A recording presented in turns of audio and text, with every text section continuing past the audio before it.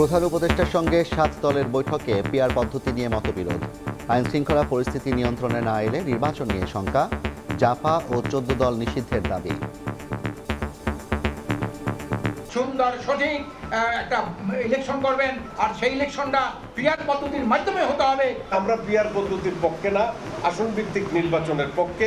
জাতীয় পার্টি এবং ১৪ দলকে নিষিদ্ধ করতে হবে। সরকার এবং আইন শৃঙ্খলা রক্ষাকারী বাহিনীর মধ্যে নিয়ন্ত্রণ বা কর্তৃত্বের একটা ঘাটতি আছে। ফেব্রুয়ারির প্রথমার্ধে অবাধ ও সুষ্ঠু ভোটের প্রতিশ্রুতি ডক্টর ইউনূসের। বানচালের ষড়যন্ত্র নিয়ে সতর্ক থাকার আহ্বান জানালেন প্রেস সচিব। প্রধান উপদেষ্টা বৈঠকে সুস্পষ্টভাবে বলেছেন, নির্বাচন ২০২৬-এর ফেব্রুয়ারির প্রথমার্ধেই অনুষ্ঠিত হবে। যারা অন্তর্বর্তীকালীন সরকারকে নির্বাচন পর্যন্ত পৌঁছাতে দিতে চায় না, তারা সর্বোচ্চ চেষ্টা করবে নির্বাচন বানচাল করার। এই জন্য আমাদের আরও সতর্ক হতে হবে। দেখছিলেন প্রধান শিরোনাম। রাত ১১টার সময় সঙ্গে আছি আমি জাফর সাদিক। এবার অন্যান্য শীর্ষ সংবাদ। শেখ হাসিনা ও কামালের নির্দেশে এই জুলাই গণহত্যা, ট্রাইব্যুনালের রাজসাক্ষী মামুনের জবানবন্দি, শহীদ পরিবার ও দেশবাসীর কাছে ক্ষমা প্রার্থনা। বিচারকদের নিয়ন্ত্রণের একচ্ছত্র ক্ষমতা ফিরে পেল সুপ্রিম কোর্ট। ৩ মাসের মধ্যে বিচার বিভাগের জন্য পৃথক সচিবালয় করার নির্দেশ হাইকোর্টের। ভারতে বসে ঐক্য বিনষ্টের চেষ্টায় ষড়যন্ত্রকারীরা, গুজবে কান না দেওয়ার আহ্বান মির্জা ফখরুলের। ভোট বানচালের চক্রান্ত রুখে দিতে সজাগ থাকার আহ্বান গয়েশ্বরের। এবং ডাকসুর নারী প্রার্থীকে ধর্ষণের হুমকিদাতার ছাত্রত্ব বাতিল চায় ছাত্রদল। অভিযুক্ত সংগঠনের কেউ নয় দাবি শিবিরের। তদন্ত কমিটি গঠন, বহিরাগতদের হল ছাড়ার নির্দেশ।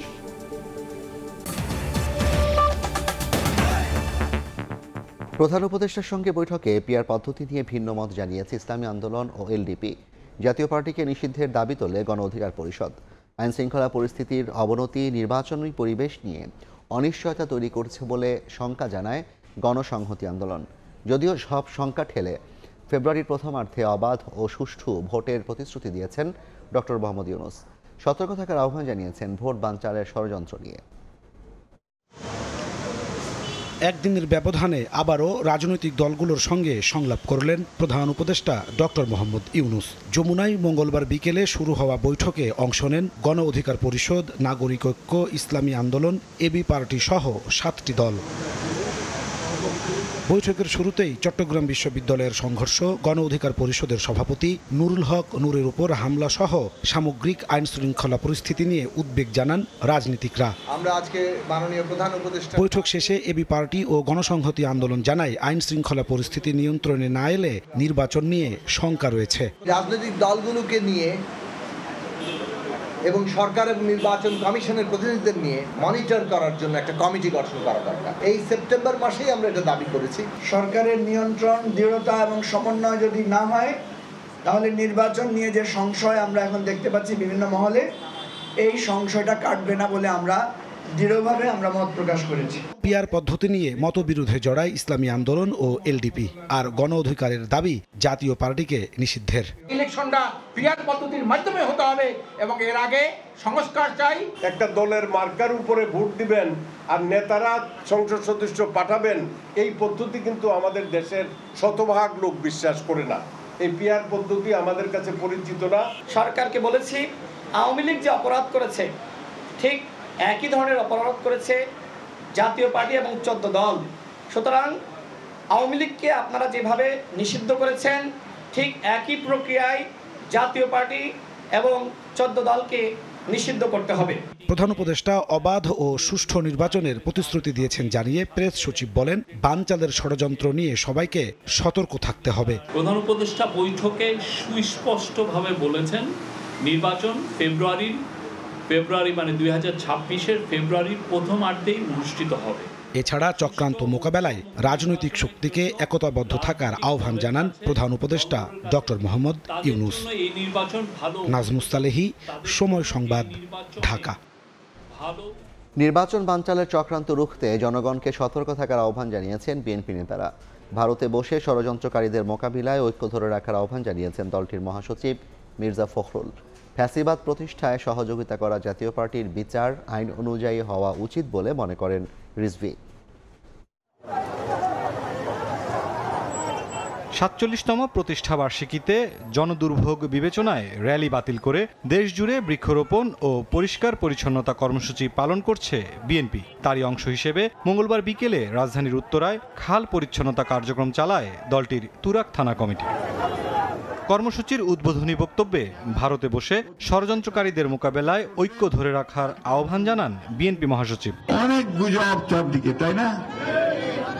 গুজবে কান দেবেন না, কারণ গুজবই আমাদের মধ্যে বিভ্রান্তি সৃষ্টি করার জন্য আওয়ামী লীগ ওই ভারতবর্ষ থেকে সোশ্যাল মিডিয়ার মাধ্যমে সমানে গুজব ছড়াচ্ছে। আমাদের মধ্যে কোনো বিভেদ নাই, আমাদের মধ্যে ঐক্য, সে ঐক্য নিয়ে আমরা জয় করবো ইনশাআল্লাহ। এর আগে দুপুরে রাজধানীর মানিকনগরে জলাশয় পরিষ্কার ও গাছ রোপণ করে ঢাকা মহানগর দক্ষিণ বিএনপি। এ সময় নির্বাচন বানচালে তৎপর অদৃশ্য শত্রুর বিষয়ে সজাগ থাকার আহ্বান জানান দলটির স্থায়ী কমিটির সদস্য গয়েশ্বর চন্দ্র রায়। ভোটটা যাতে না দিতে পারেন তার মধ্যে একটা ষড়যন্ত্র আছে। বাংলাদেশে গণতন্ত্রের বিরোধী, ভোটের বিরোধী শক্তিকে উচিত জবাব দেওয়ার জন্য আপনারা সদা প্রস্তুত থাকবেন। এদিন সকালে জাতীয় প্রেস ক্লাবে বিএনপির ভারপ্রাপ্ত চেয়ারম্যান তারেক রহমানের কারামুক্তি দিবস উপলক্ষে এক আলোচনায় যোগ দেন দলের সিনিয়র যুগ্ম মহাসচিব রুহুল কবির রিজভী। জাতীয় পার্টি ইস্যুতে তিনি বলেন, ফ্যাসিবাদের অনুসারীদের নিরাপত্তার দায়িত্ব বিএনপির নেয়ার প্রশ্নই ওঠে না। জাতীয় পার্টির দায় নিতে হবে বিএনপিকে। ভাই, বিএনপি তো রাষ্ট্র ক্ষমতায় নেই, এখনো তো অবাধ সুষ্ঠু নির্বাচন হয়নি। যারা ফ্যাসিবাদকে সমর্থন দিয়ে তাদের বয়ানের সাথে গলায় সুর মিলিয়ে যারা কাজ করেছে, তাদের তো বন্ধুরা আমার আইনের আওতায় অবশ্যই তাদের বিচার জনগণ দেখতে চায়। এ সময় ডাকসুর সাবেক ভিপির ওপর হামলা ন্যাক্কারজনক বলেও মন্তব্য করেন রিজভী। মুরসালিন হক জুনায়েদ, সময় সংবাদ, ঢাকা। জুলাই সনদের আইনি ভিত্তি ছাড়া জনগণ নির্বাচন মানবে না বলে হুঁশিয়ারি দিয়েছেন জামায়াতের নায়েবে আমির অধ্যাপক মুজিবুর রহমান। বিকেলে ঢাকা মেডিকেল কলেজ হাসপাতালে চিকিৎসাধীন গণ অধিকার পরিষদের সভাপতি নুরুল হক নূরকে দেখে এ হুঁশিয়ারি দেন তিনি। জাতির এই ক্রান্তি লগ্নে অবশ্যই আমাদের দাবিগুলো পূরণ হওয়া দরকার, তা না হলে আগামীতে নির্বাচন সুন্দর হবে বলে মনে হয় না, জাতি এরকম নির্বাচনকে গ্রহণ করবে বলে মনে হয় না। যারাই এভাবে ব্রুটালি, মার্সিলেসলি যেভাবে আহত করা হয়েছে, এটা নিন্দা করার ভাষা আমাদের জানা নেই। তবে আমরা আশা করব যে এই ঘটনার তদন্ত হয়ে দোষী ব্যক্তিদেরকে শাস্তি দেওয়া দরকার, বিচারের আওতায় আনা দরকার। শেখ হাসিনা ও আসাদুজ্জামান খান কামালের নির্দেশে জুলাই আগস্টে গণহত্যা হয়। ট্রাইব্যুনালে দেওয়া জবানবন্দিতে কথা বলেছেন রাজসাক্ষী সাবেক আইজিপি চৌধুরী আবদুল্লাহ আল মামুন। পুলিশ প্রধানের দায়িত্বে থাকাকালে নির্বিচারে মানুষ হত্যার জন্য নিহত আহতের পরিবার, দেশবাসী ও ট্রাইব্যুনালের কাছে ক্ষমা চান তিনি। চিফ প্রসিকিউটর বলেন, মামুনকে ক্ষমা করা হবে কিনা সিদ্ধান্ত নেবে আদালত। আসামি থেকে রাজসাক্ষী সাবেক আইজিপি চৌধুরী আবদুল আল মামুন অবশেষে আসামির কাঠগড়া থেকে বেরিয়ে সাক্ষীর কাঠগড়ায় দাঁড়ালেন। মঙ্গলবার সকাল 11:50 সাক্ষ্য দেওয়া শুরু করেন জুলাই আন্দোলনের সময় পুলিশ প্রধানের দায়িত্বে থাকা মামুন। জবানবন্দিতে 2018 সালের নির্বাচনী অনিয়ম, গুম খুন, পুলিশে গোপালগঞ্জের সিন্ডিকেট সহ নানা বিষয় তুলে ধরেন। জুলাই আগস্টের হত্যাযজ্ঞ নিয়ে সাবেক আইজিপি ট্রাইব্যুনালে বলেন, আন্দোলন দমনে মারণাস্ত্র ব্যবহার, হেলিকপ্টার থেকে গুলি ও ব্লক রেডের সিদ্ধান্ত হয় রাজনৈতিকভাবে। জানান, লেথাল উইপন ব্যবহারের নির্দেশনা এসেছিল শেখ হাসিনার কাছ থেকে। আর সাবেক ডিএমপি কমিশনার হাবিবুর রহমান হাবিব, ডিবির হারুন ছিলেন মারণাস্ত্র ব্যবহারে অতি উৎসাহী। নিজের দায় স্বীকার করে মামুন জবানবন্দিতে বলেন, শেখ হাসিনা, আসাদুজ্জামান খান কামালের নির্দেশে জুলাই আগস্টে গণহত্যা হয়। চিফ প্রসিকিউটর বলছেন, মামুনের সাক্ষ্য পৃথিবীর কোনো আদালত উড়িয়ে দিতে পারবে না। যে বক্তব্যটা তিনি আদালতে দিয়েছেন সেটাকে রিফিউট করার কোনো ধরনের মেকানিজম কারো কাছে নেই। এটি একটি অকাট্য, অপ্রতিরোধ্য সাক্ষ্য, যার মাধ্যমে জুলাই আগস্ট শুধু নয়, গত 15-16 বছর ধরে বাংলাদেশে গুম খুন সহ যে সমস্ত মানবতা বিরোধী অপরাধ করা হয়েছে তার বিরুদ্ধে একটা অকাট্য দলিল তিনি আজকে উপস্থাপন করেছেন আদালতে। আইজিপি থাকাকালে নির্বিচারে মানুষ হত্যার জন্য নিহত আহতের পরিবার, দেশবাসী এবং ট্রাইব্যুনালের কাছে ক্ষমা চান সাবেক এই পুলিশ মহাপরিদর্শক। তাজুল ইসলাম বলেন, ক্ষমা করা না করার ক্ষমতা রয়েছে আদালতের। তিনি নিজের বিবেকের তাড়নায় অপরাধ স্বীকার করেছেন, নিজের পক্ষ থেকেই আবেদন করেছিলেন অ্যাপ্রুভার হওয়ার। আদালত সেই অনুযায়ী অ্যাপ্রুভার সাময়িকভাবে তাকে করা হয়েছিল। আজকে তার বক্তব্য গ্রহণ করেছেন। চূড়ান্ত সিদ্ধান্তের মধ্য দিয়ে তার ব্যাপারে আদালত কি সিদ্ধান্ত নেবেন সেটা নির্ধারিত হবে। অপরাধবোধ, বিবেকের তাড়নায় আসামি থেকে রাজসাক্ষী হওয়ার কথা জানান চৌধুরী আব্দুল আল মামুন। আফজাল হোসেন, সময় সংবাদ, ঢাকা। এদিকে আইন উপদেষ্টা অধ্যাপক আসিফ নজরুল বলেছেন, জুলাই আগস্টের হত্যাযজ্ঞের বিচারকে সর্বোচ্চ গুরুত্ব দিচ্ছে সরকার। বিচারের গতিও সন্তোষজনক বলে মনে করেন তিনি। সকালে আন্তর্জাতিক অপরাধ ট্রাইব্যুনাল 2-এর মূল ভবনের সংস্কার কাজ পরিদর্শনে আসেন আইন উপদেষ্টা আসিফ নজরুল ও শিল্প উপদেষ্টা আদিলুর রহমান খান। তাদের সঙ্গে ছিলেন অ্যাটর্নি জেনারেল মোহাম্মদ আসাদুজ্জামান ও chief prosecutor advocate Tajul Islam. পরে আইন উপদেষ্টা জানান, গুমসহ অন্যান্য মানবতা বিরোধী অপরাধের মামলার বিচার ত্বরান্বিত করতে প্রয়োজনে আরও একটি ট্রাইব্যুনাল প্রতিষ্ঠা করা হবে। আমরা বিচার কার্যে সর্বোচ্চ গুরুত্ব দিচ্ছি। আজকে দ্বিতীয় ট্রাইব্যুনালের কাজ অতি দ্রুত সম্পন্ন হওয়ার মধ্যে দিয়ে তা আবারও আপনার এটা প্রমাণিত হলো। তো আমরা এমনকি এটাও চিন্তা করছি, আমরা এখন 3 সেটটা খালি হয়ে গেলে আমরা আন্তর্জাতিক অপরাধ আদালত 3ও করতে পারি। যদি আমরা 3 করতে পারি তাহলে আমরা অন্যান্য যে আন্তর্জাতিক অপরাধ আছে, যেমন গুম বা অন্য ধরনের যে আন্তর্জাতিক অপরাধ, সেই সমস্ত অপরাধের বিচার কার্য দ্রুততর করতে পারব। বিচারকদের নিয়ন্ত্রণের একচ্ছত্র ক্ষমতা পেল সুপ্রিম কোর্ট। এখন থেকে অধস্থন আদালতের বিচারকদের বদলি, পদোন্নতি, ছুটির বিষয়টি দেখবেন সর্বোচ্চ আদালত।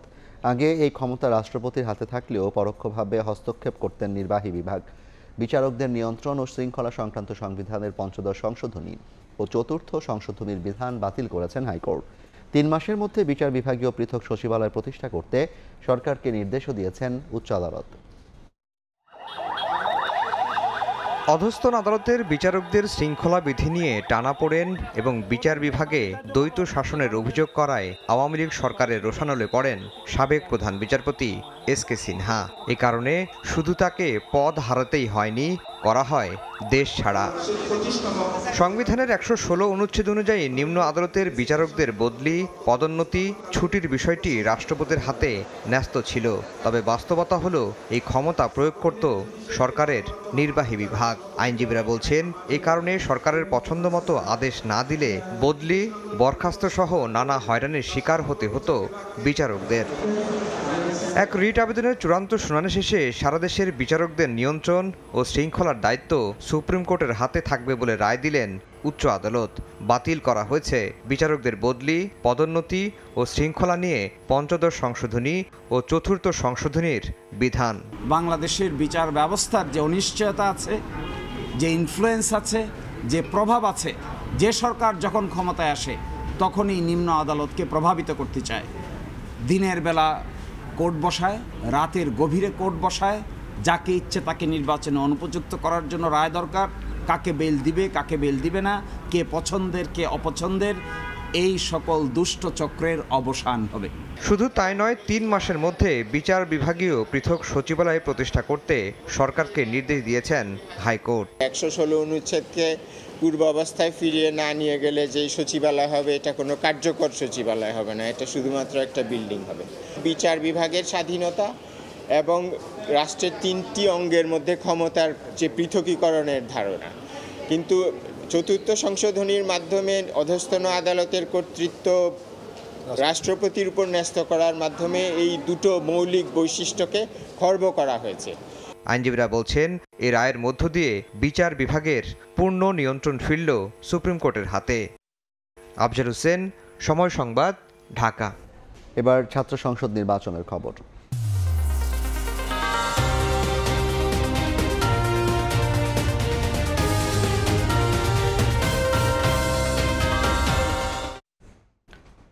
জাকসু নির্বাচনে নারী প্রার্থীকে সংঘবদ্ধ ধর্ষণের হুমকিদাতা আলী হোসেন শিবির নেতা এ দাবি করে তার ছাত্রত্ব বাতিল চায় ছাত্রদল। প্রতিবাদ জানিয়েছে বৈষম্য বিরোধী প্যানেল। যদিও শিবির প্যানেলের দাবি, আলী হোসেন তাদের সংগঠনের কেউ নয়। হুমকিদাতার দৃষ্টান্তমূলক শাস্তি না দিলে আইনি পদক্ষেপ নেওয়ার ঘোষণা দিয়েছে অপরাজেয় ৭১ ও অদম্য ২৪ প্যানেল। ডাকসু নির্বাচনের প্রচারণার মধ্যে শিবির প্যানেলের জিএস প্রার্থী SM ফরহাদের প্রার্থিতা চ্যালেঞ্জ করা রিটকারী প্রার্থীকে সংঘবদ্ধ ধর্ষণের হুমকি দিয়ে ফেসবুকে পোস্ট দেন এক শিক্ষার্থী। ঝড় ওঠে সমালোচনার, প্রতিবাদ জানায় বেশিরভাগ প্যানেল। মঙ্গলবার দুপুর 12টায় টিএসসি থেকে বিক্ষোভ মিছিল বের করে ছাত্রদল। ক্যাম্পাসের বিভিন্ন এলাকা ঘুরে উপাচার্যের কার্যালয়ের সামনে গিয়ে শেষ হয়।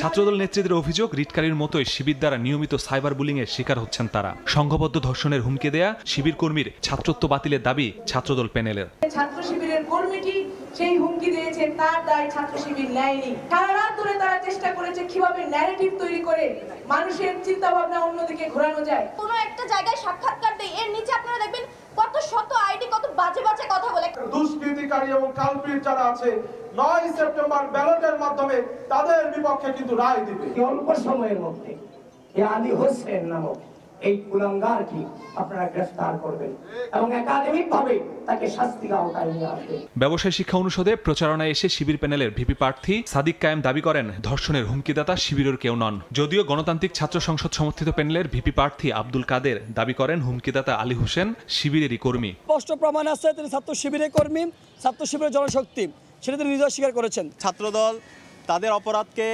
দায় মুক্তি দেওয়ার জন্য তারা ওই দায় দিয়ে দেওয়ার রাজনীতির মধ্যে তারা চলে এসেছে।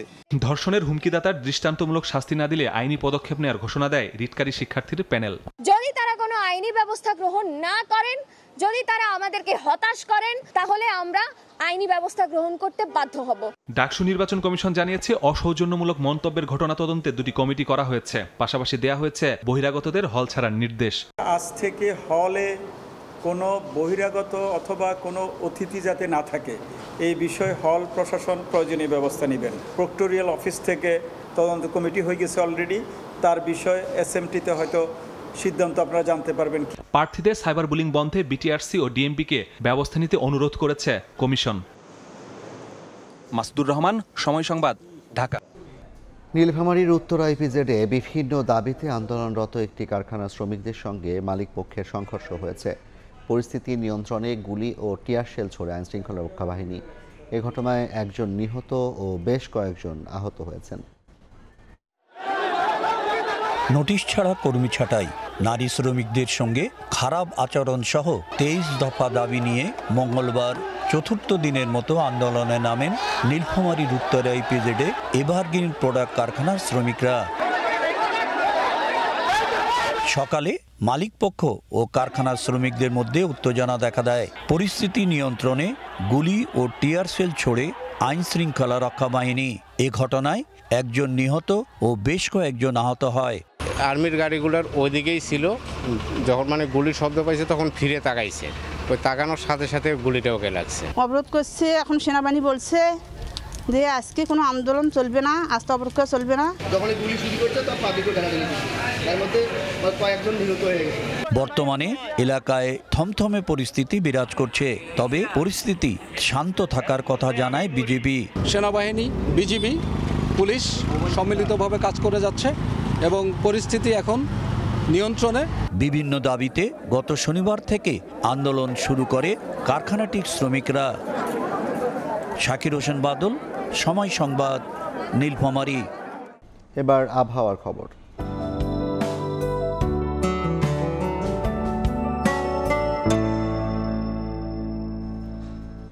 দেখে নেব এখনকার বাতাসের মানসূচক। বায়ুমান বিষয়ক সংস্থা আইকিউআর এর সূচক অনুযায়ী বাংলাদেশে এখনকার বাতাসের মান। ঢাকা বিভাগের বায়ুর মান 57, যা সন্তোষজনক, বাতাসের আর্দ্রতা 71%। চট্টগ্রাম বিভাগে বায়ুর মান 62, এটিও সন্তোষজনক, বাতাসের আর্দ্রতা 87। রাজশাহী বিভাগে বায়ুমান 66, যা সন্তোষজনক, আর্দ্রতা 86। সিলেট বিভাগে বায়ুর মান 68, এটি সন্তোষজনক, বাতাসের আর্দ্রতা 73%। খুলনা বিভাগের বায়ুমান 61, যা সন্তোষজনক, বাতাসের আর্দ্রতা 89। বরিশাল বিভাগে বায়ুর মান 61, এটিও সন্তোষজনক, আর্দ্রতা 80। রংপুর বিভাগের বায়ুমান 71, যা সন্তোষজনক, বাতাসের আর্দ্রতা 73। ময়মনসিংহ বিভাগের বায়ুর মান 74, এটিও সন্তোষজনক, বাতাসের আর্দ্রতা 75%। সারা দেশে বায়ুর মান সবচেয়ে ভালো ঢাকায় 57 আর সবচেয়ে খারাপ ময়মনসিংহে 74। আফগানিস্তানের পূর্বাঞ্চলে ভয়াবহ ভূমিকম্পে মৃতের সংখ্যা 1400 ছাড়িয়েছে। এখন পর্যন্ত আহত অন্তত 3000। রোববার রাতে আকস্মিক ভূমিকম্পের পর ধ্বংসস্তূপে পরিণত হয় আফগানিস্তানের কুনার প্রদেশ। মুহূর্তের কম্পনে ভেঙে পড়ে শত শত গ্রাম। আফটার শকে আরও ভেঙে পড়ে ঘরবাড়ি।